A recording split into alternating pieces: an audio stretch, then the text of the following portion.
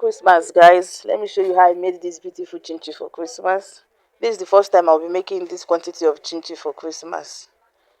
I used 2 mudu of flour to make this chinchi and it came out crunchy and tasty. If you are from the north or you stay in the north, you will know that without chinchi, if you like kifu cow, the Christmas is not complete. So I decided to join the trend this year and make chinchi for the family. The process was not easy, but my children assisted in cutting. I was frying, so it made it very easy for us to make our chinchi. I want to say a Merry Christmas to all those who have subscribed to my channel. If you are seeing my video, please subscribe if you are yet to subscribe. Merry Christmas, a prosperous new year in advance. Please watch my video to the ending and keep watching my video. Thanks.